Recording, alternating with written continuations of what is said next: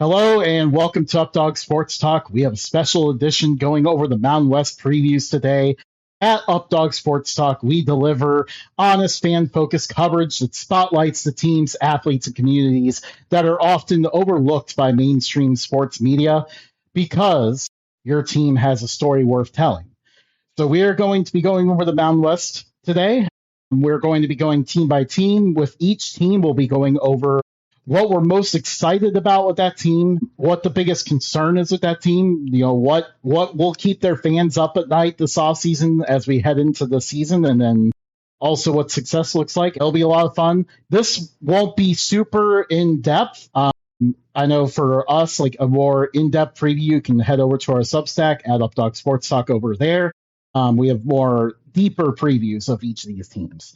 But that being said, that's enough talking from me. We are joined by a special guest, Omar, the Burger Popper, the Cornacchia Bowls. He's a writer for Redshirt Sports. He's a writer for As for Football. He does a lot of other things. Welcome, Omar. Thank you, Justin. I appreciate it. It's always a pleasure to talk to you, whether it's football or even just like talking just life in general. I'm just glad to be here in the preseason. I'm glad we're able to do this now because I'm away for work. Don't have family obligations like in person at least. I still talk to my family while I'm away at work, but I'm just enjoying just soaking in and cramming for the start of the season, which is less than a month from now. Yeah, we are almost there. When it comes to FCS, week 0 is less than a month away. That will start on August 27th. So very exciting stuff. So we just jump to the Air Force Falcons. Omar, when you look at this team, what are you most excited about? We're trying to see if Troy Calhoun can get this squad back going. It's been 2 down years for them. Oh boy. So when I think about Air Force as someone that watches at the service academies very intently and very deeply, the deepest of any school, probably in college football, or any group of schools, I should say, in college football. I think what excites me the most, easy answer would be like Liam Zarka. I want to say that Owen Allen excites me the most. And in general, just this whole option attack. Now they have to find that sort of Cade Frew tailback, Cade Frew, John Lee Eldridge running back, which they'll find in the first couple games, that sort of guy that runs the edge.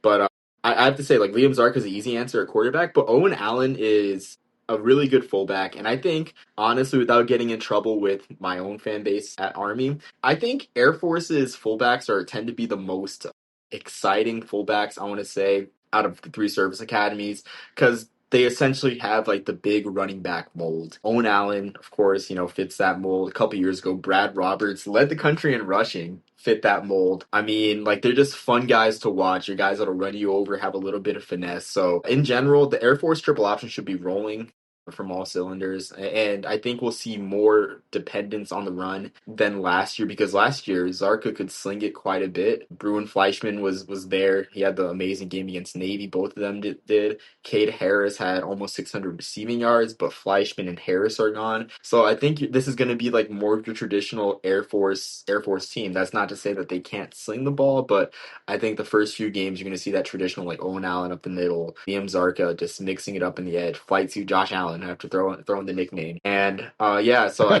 have to say Owen Allen as a more specific answer, but yeah, the triple option is always exciting. Yeah, absolutely. And I think you hit the nail on the head there. With Zarka was so exciting throwing the ball, but while it's a lot of fun for us to watch, I feel like when they're throwing the ball, that usually means things are not operating as healthy for Air Force. And in the case last year, we saw your strength is the same as my strength. I'm also excited to see Liam Zarka and Owen Allen on a triple option offense. I think it's going to be a lot of fun. My biggest concern is, because I kind of just hinted at it, can the defense take a step forward? Like, in the past, we have seen Troy Calhoun Air Force teams play very solid defense. Like, usually they have good players in the secondary. They force turnovers. Last year, they just couldn't provide resistance. So we need to see them take a step forward this year for Air Force. What is your biggest concern for the Falcons? Yeah, so I kind of echo that concern, but I'm going to be more specific and say up the middle at nose tackle because Peyton Zadroik is gone. Everyone, when they think of like the Service Academy, like nose tackle that gets the most attention, everyone thinks, of course, of Landon Robinson. But Zadroik was just as much of a game changer, a centerpiece, a focal point for that defense. So I want to say up the middle is the biggest concern because they have ballers all around. I mean, you know that Air Force can produce good defensive backs. Heck, Trey Taylor won the Thorpe Award a few years ago.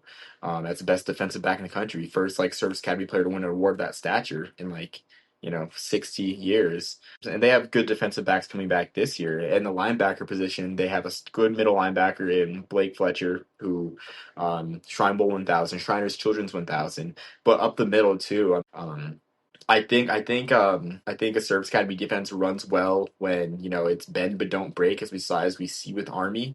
But if Air Force can't stop the run up the middle, I mean, I think some of the weakest Army and Navy and Air Force teams have been the ones that can't stop the run. The teams that are getting run over and are having the 6, 7 yard drives done to them instead of the other way around. So losing Zadroik is a huge, huge loss, and I want to see how they address that. So that's my biggest concern. That's a good one. And what does success look like for Air Force in 2026? Okay, like I have kind of a hot take. I'm not much of a hot take guy, but I can kind of see a scenario where if Troy Calhoun loses to Army and doesn't go to a bowl, where he could be out, I think by this year or May or 2027 if 2027 at the very least if they don't make a bowl the next 2 years. But a fact that's been on my mind a lot as an Army fan is the fact that there has never been, since the Commander-in-Chief's trophy has been established in 1972, there has never been an Air Force senior class that has lost 4 times to Navy. Or sorry, to Army. Has lost 4 times to Army. So I can kind of see the seat heating up where it's like, how, like, what's going on, Troy? Like the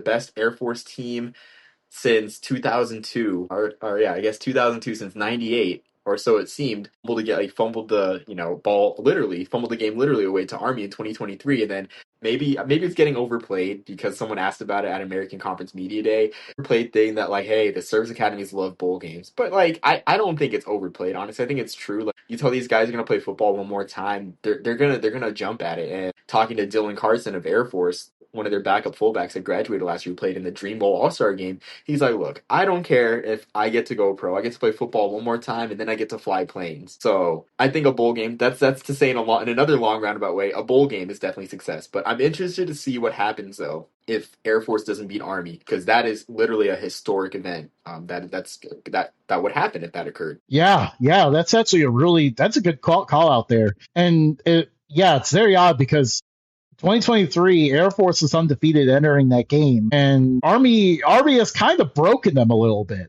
Air Force has not looked the same ever since that specific game. So yeah, getting over the Army hump, I think is an important one. And of course, I think reaching a bowl game will be a huge success for them. I am watching for this team to try to stay in the Mountain West hunt, but they might be just a year out from that.